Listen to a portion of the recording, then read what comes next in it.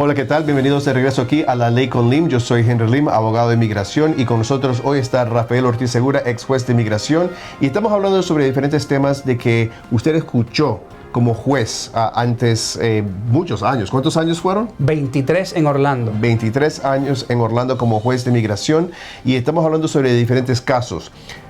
Una de las cosas de que mucha gente nos pregunta es, hemos escuchado que si he cometido algún delito, de que soy deportable y no es perdonable. Y lo que queremos hacer es hablar sobre estos tipos de temas, porque han habido muchos casos que usted escuchó de gente que han cometido delitos y a veces se perdona y a veces no. A veces hay perdones disponibles, pero en otros casos simplemente no existe un perdón disponible. Cada caso es particular y merece ser evaluado por un abogado. Y cuando sí hay un remedio, entonces estamos hablando de lo que se llaman perdones o waivers. Y uno de los waivers, uno de los perdones típicos se llama la 212H, que es la sección de la ley de inmigración hablando sobre cuándo se puede perdonar algunos tipos de crímenes. Entonces, Rafael, hablemos un poco sobre eso. Cuando hay una solicitud para un perdón ante la corte, ¿qué es lo que se busca? ¿Qué es lo que el juez busca para poder otorgar un perdón? Cómo no, es importante que se sepa que los jueces de inmigración no tienen la autoridad para sencillamente otorgar un perdón de forma general. La ley provee ciertas formas en que se puede hacer eso y cataloga ciertos delitos graves o menos graves por los cuales se puede pasar sobre este remedio de deportación.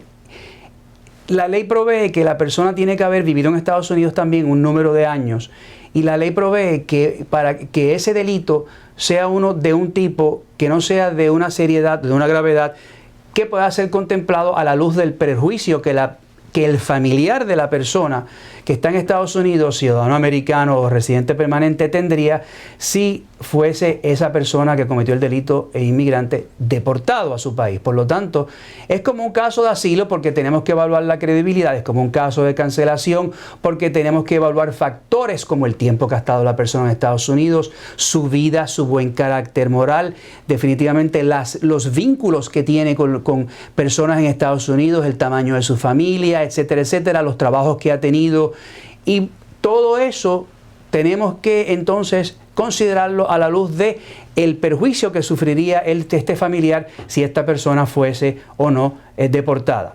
Y son factores que están a la discreción del juez, es totalmente discrecional. Un caso bien preparado donde una persona se presenta ante el juez como una persona humillada en el sentido de que tuvo una convicción pero está arrepentido y está rehabilitado, y la palabra que buscamos los jueces aquí siempre es rehabilitación. Desde que se cometió ese delito, ¿cómo se ha comportado esta persona en la sociedad? Una vez tenemos eso, se nos es mucho más fácil concederle ese remedio si todos los demás elementos se presentan por el abogado de una forma ordenada como debe ser.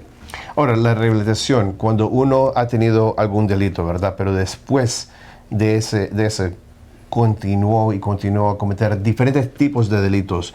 ¿Qué impacto tiene eso en la decisión de un juez? Un impacto muy adverso, desgraciadamente. No se puede venir aquí con una convicción de hace 15 años de posesión de marihuana y seguir entonces siendo arrestado por lo mismo 5 veces más, o guiando en estado de embriaguez y siendo arrestado 5 veces por eso, o no teniendo la licencia de conductor y siendo arrestado por eso 10 veces más.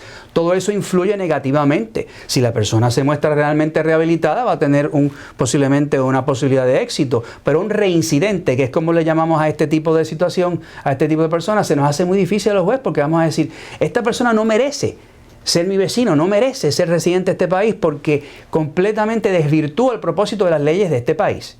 Si una persona viene a cometer esos delitos, ¿la queremos en este país? Esa es la pregunta que nos hacemos los jueces cuando se nos presenta este tipo de situación. ¿Y qué tipo de sufrimiento hay que comprobar, pues, verdad, al familiar para poder tener éxito en otros perdones?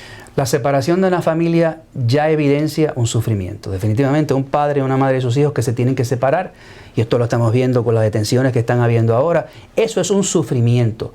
Pero por lo general, cuando se habla de extreme hardship, de penuria que es extrema, tiene que ser un poquito más allá.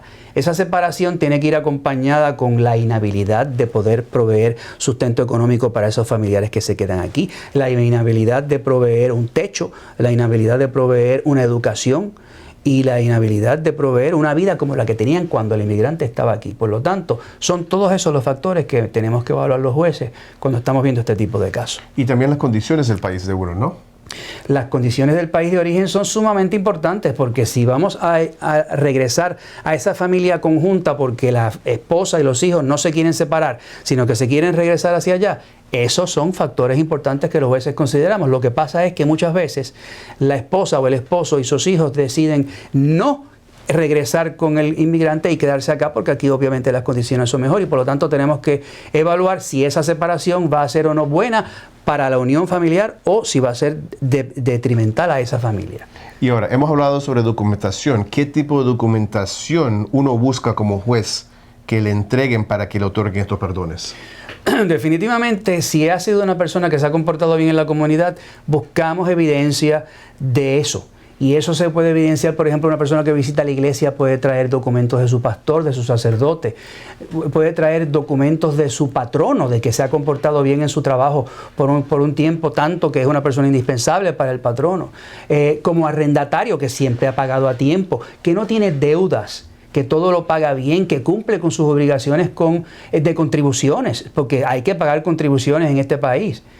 Todo eso los jueces lo vemos de forma ordenada en un documento que nos entrega el abogado, y determinamos si todos esos documentos están ahí para poder tratar de convencernos de que se le debe otorgar el remedio. Ahora, esos son los documentos para comprobar de que la persona se lo merece, que es una persona de buen carácter, ¿verdad?